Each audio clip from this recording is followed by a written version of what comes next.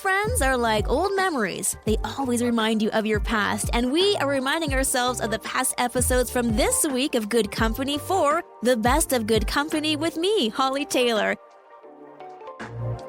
Do you remember watching the old westerns and you would see the tumbleweed blowing down the street? Well, that's what I imagine it was like in this southern Italian hamlet. It was a ghost town. No one really went there.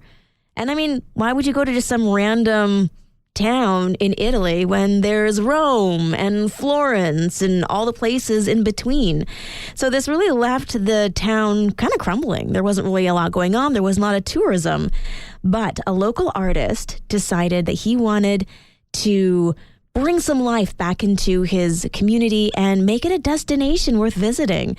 So back in 2017, he created murals, and it's called the Stramurals Festival. And ever since then, artists from around the world who are great with murals will go and literally paint the town. And so they've been doing this now for quite a few years, and they have seen an increase in people coming to visit. So there you go. If you want to go see a new town on the map, forget Rome, forget Florence, you're going to want to go to this beautiful Italian place. It's called Stonera. I probably butchered that. I tried to do it with an accent, but that's what it's called, Stonera. Anyway, I kind of want to go now. It's going to be on my Italian bucket list of places I want to see. It's Hollie Taylor, and I saw a Don Miller post, and it made me smile, because here he is, 53 years, and he's reflecting on what he would like to say to his 40-year-old self. So I'm going to take his advice. He said that he remembered when he turned 40, he thought he was old, that it's over, the game is over, life is done. That kind of melodrama that we all face when you get to the big 4-0 and you just think, what more do I have left to give? Well, apparently a lot. He said he spent most of his 40s just feeling like, might as well get ready for retirement, wrap this thing called life up. But when he turned 50, surprise, surprise, that heavy feeling, it stopped. And he started to feel young again. He was active, he was energized, and more excited about life than ever. And now if someone asked him, hey, would you like to be 40 again? He's like, no. My 50s are incredible. He said, spend your 40s like you're 20 and 30, getting better, growing, and preparing, and stay excited about all the amazing things that are still ahead. Because he feels at 53, that he's not peaked yet, not in his career, not as a husband or a dad, and not even physically fit. He thinks like, I still got room to grow and to go. So what kind of advice would you give your 40-year-old self or your 30-year-old self, depending on where you are? I remember thinking at 30, life was over. Like, what next? Mind you, I'd had 2 babies, and it was hard. It was a very, very hard decade. Now I'm like, this is great. I also wish that I appreciated who I was more back then and appreciated the good things I brought to the table, because sometimes we underestimate what we bring. So I guess that's what I would say. Don't underestimate yourself. What would you say? 905-338-1250. Okay, this seems a little interesting in light of our conversations last week about people envisioning what the future would look like. And 1 in 3 people who were surveyed said they thought for sure there would be robots in a home doing things like house cleaning or not preparing meals, but, being a part of your house function. And now there is actually elderly care robots in our country already. So maybe that 1 in 3 who thought, we're going to have robots helping us out in our home, kind of like those movies, weren't so far off. And now a robot doesn't have to have, arms and legs and walk around. There's one that kind of looks like a little baby seal. And so that one is supposed to just mimic baby seals, which provides comfort and companionship. And it's fuzzy, so it's nice. There's other ones that kind of look like people. There's your blue frog robotic buddy. No arms, no legs, but wheels. but they are designed for the household. I mean, you think of the Roomba. It's a robot. Let's face it. It goes around and vacuums your house. So these are all just next level. But there are some specifically for adults that can actually help them as they go around the house and navigate just the day-to-day tasks of going to the washroom, having a shower, having to stand and sit. And so it can even catch them if they fall. So again, these don't look like humans, but I think we're getting close. And on that very interesting note, let's all pray. I just can't even imagine it. But again, I thought that when I was younger, and I thought I couldn't imagine having a phone that was a video phone. And now here we are. So who knows what the future may bring? You may have a robot catching you if you fall. This man's kind of living my dream. His name is Shu, and he lives in Melbourne, Australia. And my friends, have you ever purchased a house and discovered something new? He absolutely did. He went to do some renovations, and there was a crawl space. Didn't really have a basement, so it was just, maybe, 2 or 3 meters. And so he goes, opens it from the outside of the house through like kind of a basement, and expecting there just to be cobwebs, dirt, some kind of structural posts. And instead it was all those things, but an incredible model train set. Now, when they did the house inspection, they never said anything about this model train set. So it was quite the surprise for him to find this. He said it looked like it was built maybe in the 60s based on the era of those particular model trains. And how would he know? Well, he's also a train enthusiast. He actually is an engineer, and he works specifically on trains. So he was so excited to find it.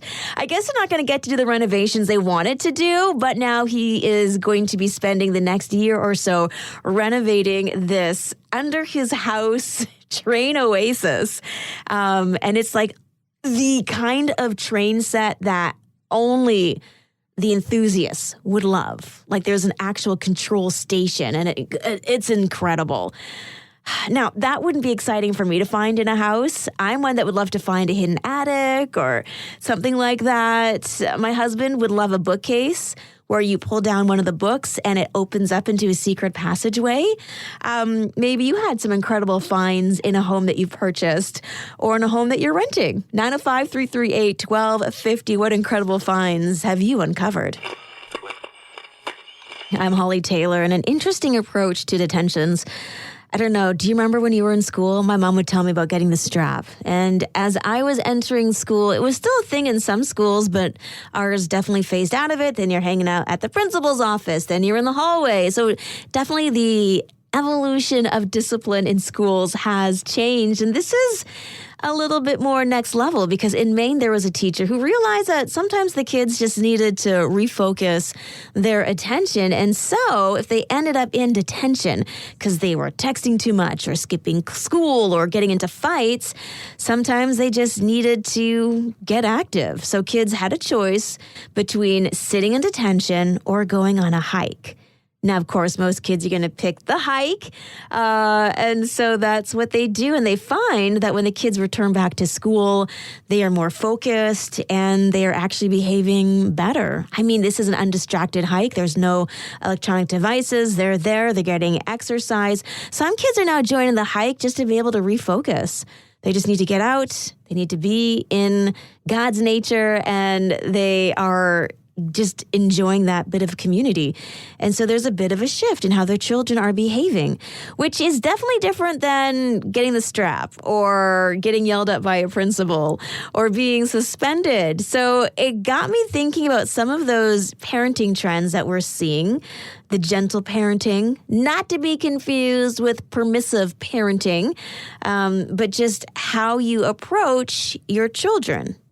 So I'm curious to know, gentle parenting, not permissive parenting, and dealing with kids in unique situations. Did you ever have a teacher or a mentor, or were you that mentor who took a situation that normally would have gone to detention or expulsion, and you're able to see a different results that was more positive because of how it was handled?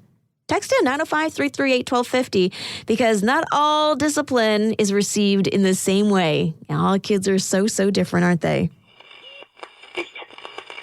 I'm Hollie Taylor, and we were talking about, as grandparents, seeing your children now parent, and just you get to look at parenting in a different way, and you get to be different. You get to evolve into the grandparents you've worked so hard to become. But how do you get that happy transition, quote unquote smooth transition from parent to grandparent? Well, actually, they do suggest that as a grandparent, it is important to clarify your role. So talking to your kids, finding out what are some of those boundaries that they would like, and which boundaries would you like? You know, you don't want the grandkids showing up every single Friday unannounced for you to watch them, or maybe you do. But having those conversations and creating healthy boundaries is really important. Also, respecting the parental authority. So yes, respecting what your children are doing and how they are choosing to parent your grandkids. Be mindful of unsolicited advice. That's a tough one, because you always want to impart your pearls of wisdom. You want to be able to encourage your kids, but sometimes it can be perceived as criticizing their decisions or not supporting them. So just something to keep in mind. Also, preserving your own self-care and personal time. I think it's easy to always say yes to the grandbabies, but sometimes you need your own space. You need your own friends, and you are also still learning and growing. So that's something to keep in mind. And, yeah, the professionals would say, review your finances. So that's another one. A boring one, not always exciting, but definitely something to do so that you can, offer financial support, write the children into your will who are, the new additions to the family. So a few things to keep in mind as you get to transition into what I heard is the better phase between parenting and grandparenting, becoming a grandparent. Have a great weekend. If you got the grandkids coming over, have an incredible time with them. The memories you make will last a lifetime, and your influence really helps form who they become. Well, that's a wrap. Those are our favorite memories from this past week. Join me for more Good Company live every weekday from 4:30 till 6 p.m. here on Joy Radio. Oh, and don't forget, you can also catch up by subscribing to our Joy Radio podcast. If you'd like to join in on the conversation, text 905-338-1250. Thanks for listening. We'll see you on Monday.